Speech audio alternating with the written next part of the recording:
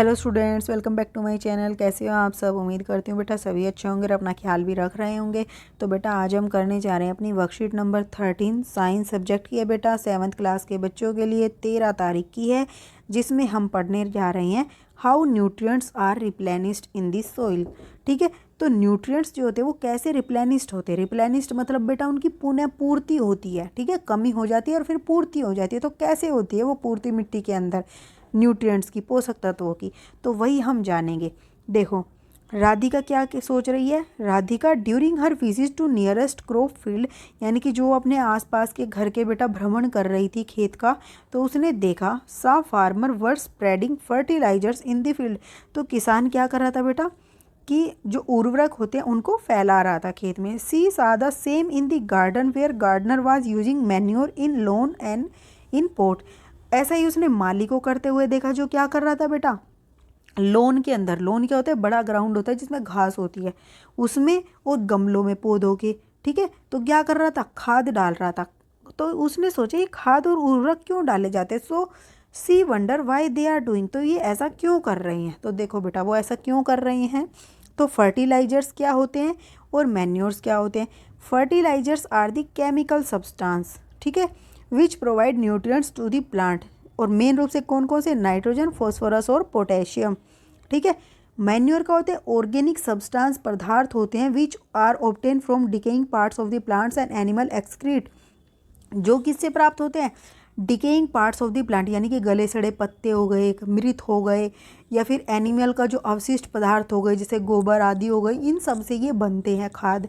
और ये बनते हैं उर्वरक मनुष्य के द्वारा बनाए गए होते हैं बेटा, प्राकृतिक वस्तुओं का इस्तेमाल करके। ये केमिकल सब्सटेंस होते हैं और ये ऑर्गेनिक, जो हमें प्रकृति से चीज़ें मिलती है उनको बोला जाता है ऑर्गेनिक। ठीक है, तो इन दोनों में डिफरेंस ये हो गया। और ये क्या करते हैं? मिट्टी के अंदर उन पोषक तत्वों की पूर्ति करते हैं। ठीक है, तो देखो अब आगे, जैसे कि बेटा आपकी गुल्लक होती है। अब गुल्लक में आप पैसे डालो, फिर आप उसको यूज करो। अगर आप डालना बंद कर दोगे उसमें तो क्या होगा? कमी नहीं हो जाएगी उसमें, आप निकाल ही नहीं पाओगे। फिर उससे पहले आपको डालना पड़ेगा, तभी आप उससे कुछ निकाल सकते हो। ऐसे ही मिट्टी में होता है। Plants absorb mineral nutrients from the soil. तो पेड़ पौधे क्या करते हैं बेटा? न्यूट्रिएंट्स को वहाँ से एब्जॉर्ब कर लेते हैं। किस लिए? For their growth and good health, अपने अच्छी विकास के लिए, वृद्धि के लिए और अच्छे स्वास्थ्य के लिए। So the amount of these nutrients keep on decreasing in the soil. और इसीलिए बेटा जो अमाउंट होता है न्यूट्रिएंट्स का, वो क्या होता है? डिक्रीज होना स्टार्ट हो जाता है मिट्टी के अंदर, कमी होनी शुरू हो जाती है। एक फसल तो उगा ली, दूसरी को वो मिल नहीं पाएंगे तो वो कमज़ोर रह जाएंगे। जैसे आपको खाना ना मिले तो क्या होगा? आप कमज़ोर हो जाओगे। तो fertilizer and manures contain plant nutrients such as nitrogen, phosphorus और पोटेशियम और फॉस्फोरस। इंपॉर्टेंट है बेटा, याद कर लेना। इसको ऐसे याद करते हैं NPK, नाइट्रोजन, फॉस्फोरस और पोटेशियम। ठीक है, अब these nutrients need to be added from time to time to enrich the soil. Enrich मतलब बेटा कि उसकी पूर्ति करते हैं। ठीक है, तो समृद्ध करते हैं उसको। तो न्यूट्रिएंट्स को बेटा डाला जाता है समय समय पर, किसके थ्रू? फर्टिलाइजर और मैन्योर के रूप में उसमें डाला जाता है मिट्टी के अंदर, ताकि अगली फसल उगे तो उनको ये सारी चीज़ें मिल जाएं। अब among all nutrients plant required nitrogen in large amount. तो बेटा देखो इन सब में हमें पता है ये सारे उसको चाहिए प्लांट्स को न्यूट्रिएंट्स, लेकिन उन सब में भी सबसे ज़्यादा किसकी ज़रूरत होती है? नाइट्रोजन की। ठीक है, तो अब नाइट्रोजन होती है, बट एक प्रॉब्लम है। दो nitrogen is in plenty of air but plant can not take it directly, they need nitrogen in soluble form. क्या कहना चाह रहा है बेटा? हमारे वायुमंडल के अंदर हमें पता है 78% क्या है? 100 में से 78 की, अगर हम कुछ पार्ट लेते हैं उस वायु का, उसमें से उसका 78 भाग, 100 में से 78 क्या है? नाइट्रोजन है। फिर भी अब आपको किसी फसल के खेत में खड़ा कर दें गेहूं के, ठीक है, और कह दे खा लो, तो पेट भर जाएगा? जब तक आप उससे चपाती नहीं बनाओगे, सब्जी नहीं बनाओगे, तब तक नहीं होगा, आप नहीं खा सकते। ऐसे ही क्या होता है बेटा, पेड़ भी नाइट्रोजन को जो वायुमंडल के अंदर उपस्थित होती है उसको डायरेक्टली नहीं ले सकते। उसको भी किस चीज़ की ज़रूरत होती है? उसको उस यौगिक के रूप में कन्वर्ट करने की ज़रूरत होती है जो कि जल में घुल जाए। अब ये काम कौन करेगा बेटा? ठीक है, पेड़ तो करेंगे नहीं। तो देखो दी बैक्टीरियम बैक्टीरिया को बोला गया बैक्टीरियम। जब हम एक की बात करते हैं, जब एक से ज़्यादा की करेंगे तो बैक्टीरिया बोलेंगे। द बैक्टीरियम कोल्ड राइजोबियम, तो बेटा एक बैक्टीरिया होता है राइजोबियम नाम जिसका होता है, which lives in the roots of gram, peas, moong, beans and other leguminous, can take atmospheric nitrogen and convert it into a soluble form. देखो क्या कहा बेटा कि जो राइजोबियम नामक बैक्टीरिया होता है वो जड़ों में रहता है, किसकी, जैसे ये फलीदार पादप होते हैं। लेग्यूम्स मतलब होता है फलीदार पादप, जैसे कि चना, मटर हो गई, मूंग की दाल हो गई, ज़्यादातर जो ये सेम, फली, ये सब होते हैं ना, इन सब ये फलीदार पादप होते हैं, फलियाँ होती हैं इनकी। इनकी पौधों की जड़ों में, मान लो ये है, इनकी ये जड़ें हैं, तो इनमें राइजोबियम यहाँ पर रहता है। ये क्या करता है, एटमॉस्फेयर की नाइट्रोजन को लेता है, कन्वर्ट करके उस यौगिक को तैयार कर देता है, जो जल में घुल जाता है मिट्टी में, और फिर वो क्या करता है, पेड़ में चला जाता है। फिर पेड़ उसका इस्तेमाल करते हैं भोजन बनाने के लिए। ठीक है। अब और ये किसका निर्माण करता है, प्रोटीन का। नाइट्रोजन क्यों चाहिए होती है, प्रोटीन का निर्माण करने के लिए पेड़ों में। ठीक है, इसीलिए बोला जाता है दालों के अंदर सबसे अधिक प्रोटीन पाया जाता है, जो हमारे बालों के लिए, इन सब के लिए अच्छा होता है, इसीलिए हमें दाल खानी चाहिए। दालों में इसलिए ज़्यादा होता है क्योंकि इनके जो जड़ होती है पेड़ों की, इनमें राइजोबियम नामक जीवाणु होता है। अब most of the pulses, pulses मतलब दाल, ठीक है, are obtain from the leguminous plant, तो ये सारी फलीदार पादपों से ही प्राप्त होती हैं बेटा दालें हमें। ठीक है। अब राइजोबियम क्यों होता है इनकी जड़ों में, तो rhizobium can make it's on food. जो राइजोबियम है बेटा वो अपना फूड खुद नहीं तैयार कर सकता, वो दूसरों पर निर्भर होता है।